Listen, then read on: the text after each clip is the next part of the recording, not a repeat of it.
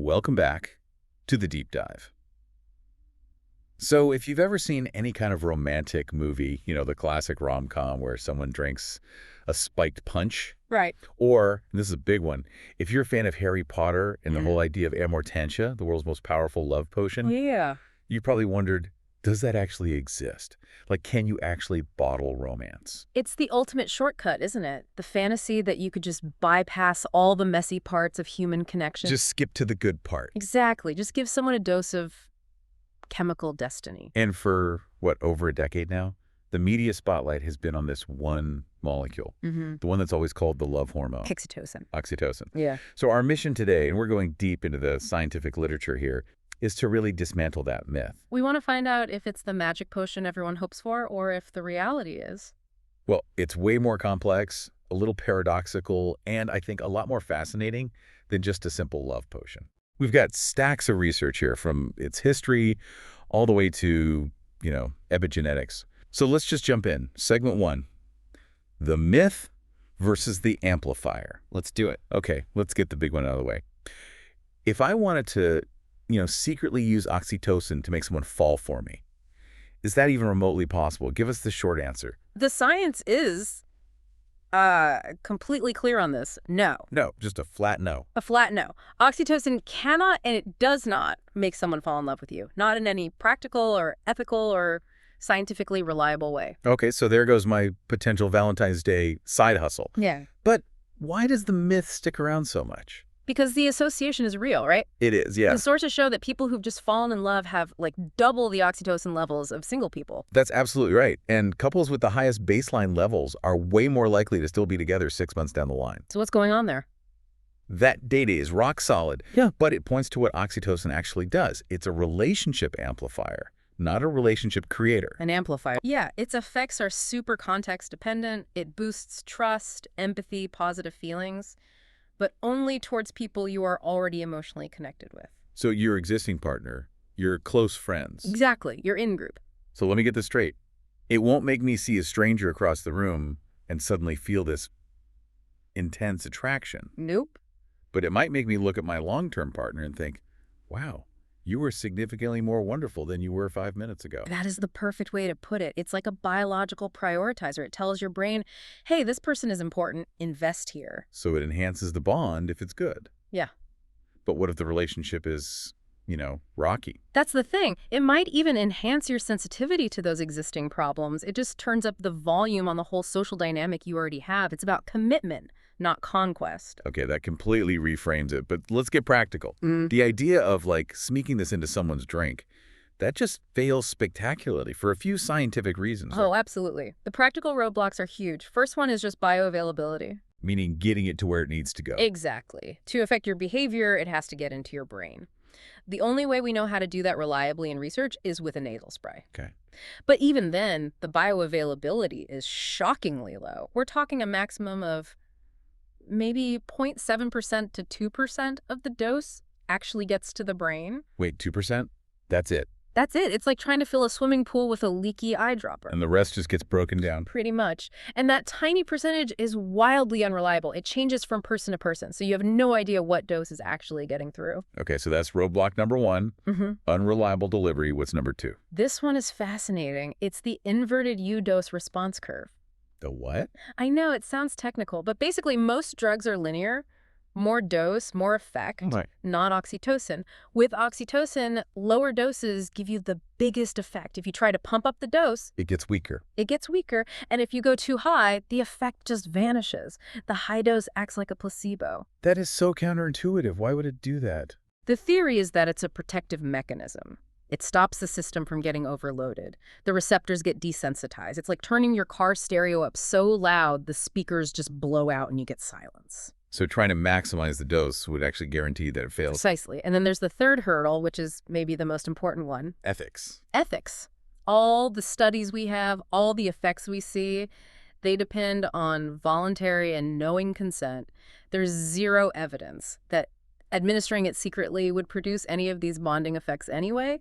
It's just a serious violation. So the path to a better relationship is, talking, not a covert spray bottle. Definitely talking. Okay, let's step back a bit. This molecule has such a cool history. Let's get into segment 2. the classical roles, and 120 years of science. Right, because long before anyone called it the love hormone, it was known as a physiological powerhouse For what? for muscle contraction. The story really starts way back, 120 years ago, in 1906. Sir Henry Dale first figured out it could make uterine muscles contract. That is amazing. That's decades before we even knew what DNA was. Mm. We knew this molecule helped with childbirth. Yeah, but the really huge moment was in 1953. What happened then? A chemist, Vincent Duvigneau, figured out its entire 9-amino acid sequence, and he synthesized it. You made it in a lab. He made it in a lab. It was the first polypeptide hormone ever synthesized. It was so big, he won the 1955 Nobel Prize in Chemistry for it. From a basic function in 1906 to a Nobel Prize in 55. Right. That's incredible. But here's what I don't get. How can the same molecule drive these, powerful, violent contractions of childbirth? Right. And also regulate the gentle, complex feeling of love? That's the million-dollar question, and the answer is all about where it's made and where it goes. It's synthesized in the hypothalamus. In the brain. Right, in two little clusters of cells called the PDN and the SN, and from there it takes two totally different paths. It has a dual identity. One for the body, one for the Okay. brain. You got it. The first path is endocrine. It gets released from the pituitary gland into your bloodstream. That's for the big, slow, body-wide stuff. In a second. The second is neuromodulatory. It gets sent directly to other parts of the brain, like the amygdala, the nucleus accumbens, and that's where it regulates behavior and social feelings. So the endocrine functions are the classic ones. Childbirth and... Childbirth and lactation. For childbirth, it drives that incredible positive feedback loop of contractions. And to get ready for that, the body does something amazing. It upregulates the oxytocin receptor, the OXTR. It makes more docking stations for the molecule. Tons more. Up to 200 times more by the time labor starts. 200. So the uterus just becomes unbelievably sensitive to it. It's this beautiful example of biological fine-tuning. And then there's lactation, the milk ejection reflex. The suckling triggers a release, and within 30 to 60 seconds, The milk lets down. an amazingly efficient system. Okay, so let's pivot back to that brain role, the neuromodulatory one. Because this idea that oxytocin is just universally nice, Yeah. that's where the science gets really complicated. It really does. This brings us to segment 3. The paradoxical nature. It's not always nice. So what does that mean? It means that in the brain, context is king. This is not a hormone for universal peace and love. It's a hormone for group survival. And that means it can cause negative things too, like aggression. Yes, because its job is social categorization. The key concept here is called parochial altruism. Parochial altruism, break that down. In studies, especially using economic games, oxytocin makes people more cooperative, more trusting, more generous, but only with their in-group members. The people they see as us. Exactly. And at the same time, it increases defensive aggression and suspicion towards the outgroup. Ah. So instead of being the hormone of, say, the Standard Strike Federation, where everyone gets along, Right. it's more like the hormone of Game of Thrones. It makes you fiercely protective of House Stark, but you see the Lannisters as a threat. That is the perfect analogy. It sharpens that line between us and them. It makes you hyper loyal to your team, which is great for survival, but that often comes at the cost of being more defensive toward outsiders. Which you can see playing out everywhere, from sports rivalries to politics. Everywhere. And it doesn't just amplify good feelings, does it? No, not at all. It's better to think of it as an emotional volume knob for social feelings, good and bad. For example, Well, some studies show it increases feelings of guilt and shame when you think about harming someone. But in other studies, when you're competing against someone and you win, it actually increases feelings of envy and gloating. so it makes the highs higher and the lows lower. You feel the social consequences more deeply. Exactly. And the effect can be totally different depending on your own psychological wiring. Your attachment style. Your attachment style, yeah. For someone who's avoidantly attached, someone who kind of shies away from intimacy, oxytocin can actually be therapeutic. It helps them feel more connected. But I remember reading there's a huge paradox for anxiously attached people. There is. For someone who is anxiously attached, always worried about abandonment, needing constant reassurance, oxytocin can actually make things worse. Oh. It can decrease their sense of agency, their sense of self. It kind of intensifies their focus on the relationship and their vulnerability, which can make their insecurity even worse. Wow. That's the ultimate warning label, isn't it?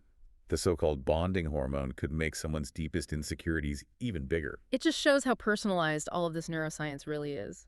Okay, let's pull the lens back even further. Segment 4. beyond love and group dynamics, because this stuff plays a role in our core physical health too, right? A huge role. It's a foundational stress buffer. It's the central regulator of the tendon befriend response. And to that. It's an alternative to fight or flight. Oxytocin powerfully suppresses the HPA axis, that's our main stress system, and it slashes the release of cortisol when you're stressed out. So when I get a hug from someone I love, the oxytocin that's released is literally, physically, calming my stress response down. That's the biology of it, yes. It's enhancing your parasympathetic nervous system, which is your body's rest and digest mode. Social support feels good for a very real biological reason. And that must have huge implications for, say, cardiovascular health. Absolutely. The evidence is really mounting that it's cardioprotective, it lowers heart rate, blood pressure, and it also stimulates the release of something called ANP, atrial natriuretic peptide. And that does what?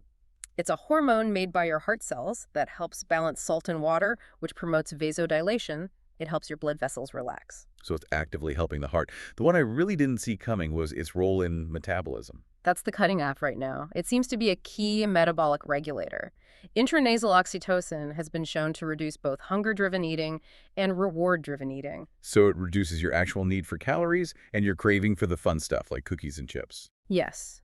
In studies with obese subjects, a single dose reduced how much they ate at a meal by about 10%. That's a lot. It's significant.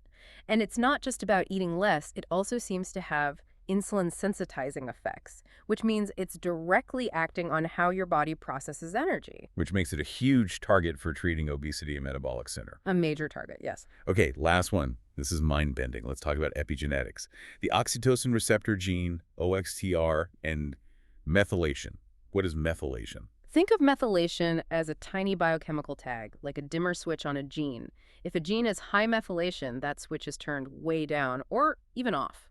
So high OXTR methylation means the gene for the oxytocin receptor is switched off. Exactly. Your body can't make as many receptors, so you're less sensitive to all the good stuff oxytocin does. And things like childhood stress or trauma can flip that switch off. Precisely. Higher OXTR methylation is linked with things like autism and with callous unemotional traits. It's how our life experiences get physically written into our biology. But there's a hopeful side to this. A very hopeful side.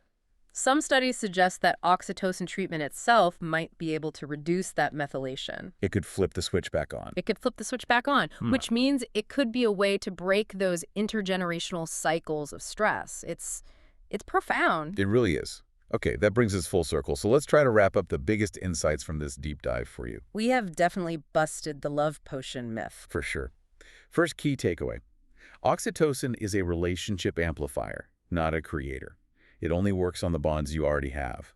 And trying to use it secretly is a non-starter because of the science, the low bioavailability, and that weird inverted U-curve. Second, it is not universally pro-social. It's a complex social regulator. It creates powerful in-group cohesion, that parochial altruism, but that can come with more out-group defensiveness, and its effects depend entirely on the context and who you are. And third, its job goes way beyond social bonding.